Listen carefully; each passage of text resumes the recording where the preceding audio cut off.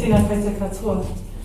Today's an auspicious day. We're delighted to host External Affairs Minister Jaishankar, the first such visit in more than 20 years. For students of history, the last such ministerial visit was in 2001 and was hosted by former Minister for Foreign Affairs, Phil Goff.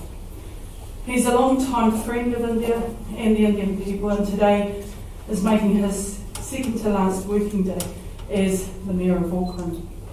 Our relationship endures through the tides of history because India is one of the most important partners that we have. The reopening of borders is a welcome opportunity to re-engage with our Indian friends on our home soil, our Tūranga Waiwai. Minister, you and I have already had the good fortune to meet in Whāwhānau, Paris, and Kigali in Rwanda earlier this year. But your visit to New Zealand comes at a special time in the India-New Zealand relationship. We have a lot to learn from you and also the perspectives that you have around a really complex set of challenges that the world is facing. This year marks the 70th anniversary of the formal diplomatic relationship between India and Aotearoa New Zealand. To put it in perspective, our formal diplomatic relationship was established in the same year Queen Elizabeth began her reign. We may both have our own complicated historical relationships with the UK, but we recognise the immense legacy she has created for us through our shared membership of the Commonwealth. We both heard the new King speak to Chaga members in Rwanda with a commitment to modernise the Commonwealth that will rely on our contribution alongside other members of the Commonwealth family. He noted that to unlock the power of our common future, we must also acknowledge the wrongs which have shaped our past. He spoke of colonisation and he spoke of slavery, and he understood the challenge in front of him, of the need for ongoing reconciliation. It is true, relationships require attention and nurturing, and I hope that our relationship will see a fruition for both New Zealand and India. During these past 70 years, New Zealand and India have worked closely together to build a close friendship and a deep relationship. But like all relationships, it's people who form the integral bridge between our two countries. We want to take this even further, and I know that you're committed to that. Today we've discussed a range of opportunities for expanding our relationship, like defence, security, cooperation, people-to-people links, sporting and cultural links in new areas such as climate change and sustainable agriculture. So in closing, I want to draw on the wisdom of the former Prime Minister of New Zealand, David Lange, possibly the man responsible for the most significant improvements in the India-New Zealand relationship. His instructions to the newly appointed High Commissioner Edmund Hillary in 1985 were simple: do whatever you think is best. So that's the motto we can all live by, and I'm certainly going to do that in our relationship. Tēnā koe.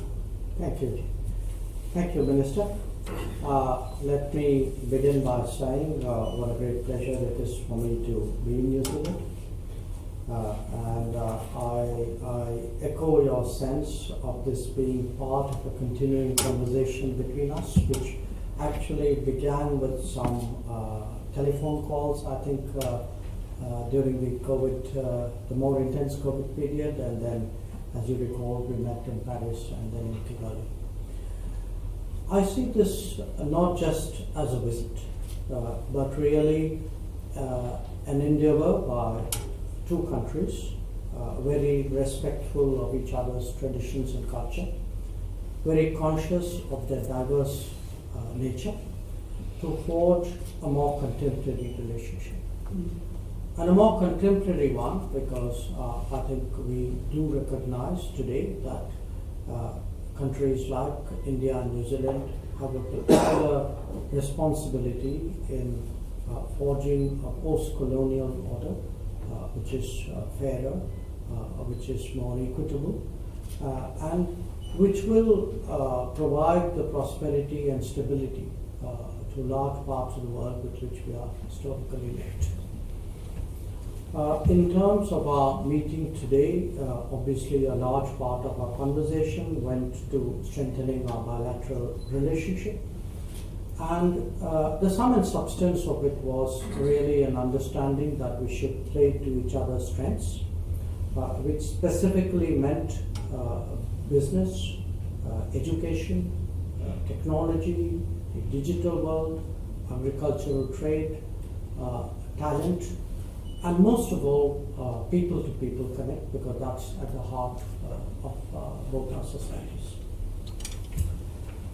We spoke a bit about the need for better air connectivity. I also raised with the Minister concerns which some of our students have faced, students who had to leave New Zealand during the COVID period and who didn't have the opportunity to get their visas renewed. I urged a fairer and more sympathetic treatment for them. Also, students who are waiting to come to New Zealand to pursue their studies and whether the visa process for them could be hastened. We also touched upon the skills demand in each society. There are perhaps demands in New Zealand which could be met out of India. And we have a mobility understanding with many countries, so the possibility whether those could serve as guidance for progress between us. There was also a very open discussion on how India and New Zealand together we shape the larger region, the Indo-Pacific region. There was a discussion on some pressing issues like the situation, the security situation in the Indo-Pacific, the consequences of the Ukraine conflict. And naturally, we spent some time on the major global issues, most of all climate action, climate justice. Some of the initiatives which India has been sponsoring over the last few years, the International Solar Alliance, the Coalition for the Disaster Resilient Infrastructure, the initiative for the resilient island states, and the importance of collaborating not just bilaterally but with other countries to deal with contingencies like pandemics, which we know will surely recur at some point of time, and of course other common concerns, maritime security, for example. So all in all, I would say it's been, Minister, a very good day of discussions and exchange of views, and I'm really very pleased today to find some way of contributing to the strengthening of our ties. We would be very honored if we have the privilege of receiving you, Minister, in India. I hope not in the very distant future. And I think this evening I have the opportunity to spend time with the Indian community, which has done so much to be a living bridge between us. I hope I will have the opportunity of meeting the Prime Minister on that occasion as well, and spending a little time in New Zealand, including in inaugurating our new embassy premises in Wellington. So once again, very good to be here, and thank you for the warmth of your reception and the productivity of our talks. Thank you. Right, we can take some questions. Thank you. Question to you, Minister. For 15 years, there have been study groups to consider a free trade agreement with India. We have not been able to achieve much. How far is your government willing to move forward, relaxing some of your rigid conditions for a fair trade agreement with India? A fair trade agreement at this time is not a priority for New Zealand or India. However, that hasn't stopped us from trying to find ways where there are other opportunities to work together to derive some mutual benefit in terms of economic relationships. And that's been the nature of our conversation today, is can we seek out further opportunities to gain mutual benefit in our economic relationships. The Minister this morning spent time talking to a business community, our business community. I think we have identified that there are niche areas where we can absolutely derive mutual benefit in the digital space, in spaces where we can maybe share innovation that will contribute to some of our joint ambitions. So that's been really the very focus of our Is discussion. FTA off the table, Minister? It's not our priority right at this moment. Minister Jaishankar, I just was hoping to get your response to that as well in terms of the free trade deal. I think the Minister and I exchanged views on this subject, and we felt that perhaps the best way of pursuing economic opportunities right now was to encourage more business collaborations. I use that word, that phrase, playing to our strengths. We certainly believe that there's a lot that New Zealand businesses have to offer to India. I'm sure that feeling is reciprocated on the New Zealand side. So at the moment, the focus, the priority would be on enhancing business collaboration. Mr. Shankar, if you can please elaborate on what confidence were you given when you spoke about people who have lost livelihoods during COVID times who had returned and who could not come back right now. And Minister Mahuta, can you also please elaborate in your press release you've mentioned about changing of immigration settings? Can you please elaborate on those? Well, the immigration settings have changed partly as a result of COVID. So, for example, even a number of domestic students during that COVID period had to access their learning online. And we found that we had to adjust in so many ways across society in the way that we were working. In terms of our immigration settings, although this is a matter for our immigration minister, he's signalled that in the immigration reset, we need to consider where we are now and how we look at immigration settings to support some of the challenges that we have. For example, we do face a skill shortage in some key areas. We need to consider the way in which we seek talent back into New Zealand in critical areas of need. And then there are opportunities that we've considered in areas where specific industries are calling out for workforce due to the challenges of getting produce to market. Again, that's a part of a live conversation that we're having. I have registered the views that the Minister raised and undertake to take that back to our Minister of Immigration. What you've mentioned in your press release was guaranteed pathway to residency. That was also discussed with Minister Shankar. Do you want to touch on that? In a more strategic sense, our immigration reset enables the full consideration of how we orient our view to bringing people to New Zealand or securing talent to New Zealand, and being able to then ensure that there is a pathway to citizenship. And again, this is a matter that our Minister of Immigration is working on. Two more questions. Let me only add that I flagged for the Minister's consideration the predicament of students who had to go back during the COVID period. And I obviously urged that their situation be treated sympathetically and with fairness. And also the students who are waiting to come to this country. And, all of us in different governments across the world are struggling to restore, pre-COVID processes.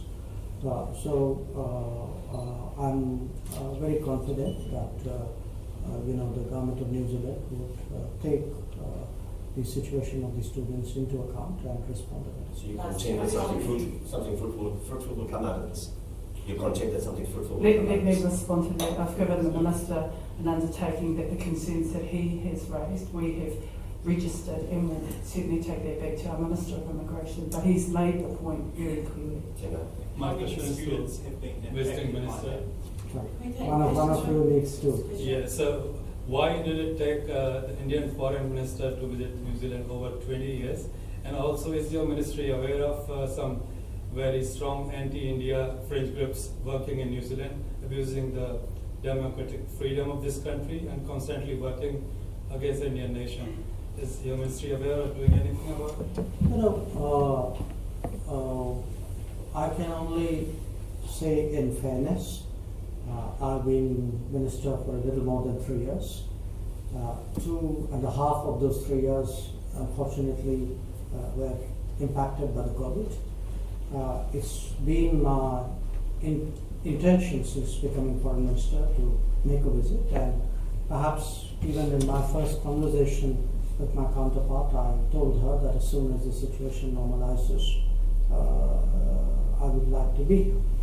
So I would really suggest that the focus should be on the fact that I'm here and not on the fact that, you know, some others were not here.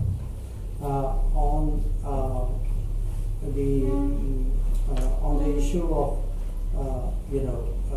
what you call fringe, you mentioned fringe elements and their opinions. Look, in democratic societies, and I'm not making this point specifically in regard to New Zealand, democratic societies need to be cognizant of the possibilities that the very freedoms that define them can be misused. So they need to be sensitive to that. They need to be aware, particularly when it impacts other relationships. So I make that as a general point. So I think it would be best to leave it there. My view on the question is that New Zealand is a diverse society and there's a low tolerance for fringe elements who seek to disenfranchise communities based on their ethnicity or religion. No tolerance. And we, as a fair society, we have to keep promoting the values that we see ourselves as representing, which is an inclusive society that is here for the benefit of all New Zealanders. Minister Mahuta, do you value the relationship with India enough? Australia seems to be a bit further ahead. We're not in competition with Australia. In fact, we just want to ensure that the quality of the relationship that we have with India at this point in time fairly reflects opportunities that exist now and is mutually beneficial. And we have a great regard for the contribution that India makes to our border region and the way in which it reflects its ambition to some common principles of peace, stability, prosperity. And you will see as a result of that common approach for our border region, New Zealand wanting to ensure that we take every moment we have going forward to improve this relationship. It's important to us. Mr. Jaishankar, it seems like you agree with the journalist there saying that Australia is a bit ahead. No, I was just going to tell him you are Richard Hadley, so what more do you want? Thanks, guys. Thanks. One more question, one last one, okay? Sir, and congratulations and thank you for Operation Ganga, sir. And there's one statement you mentioned that being in a Modi government itself is a great strength as a foreign minister. So what is that strength? You know, look, as a foreign minister, it's obviously enormously helpful to be part of a government which has a very strong mandate, which has a prime minister with a very clear vision and a very strong commitment, not just to our national growth, but frankly for a better world. Now, if you want to hear a more expanded version of this answer, I would suggest you join me for the function this evening. I'll be speaking on some length. Thank you, sir.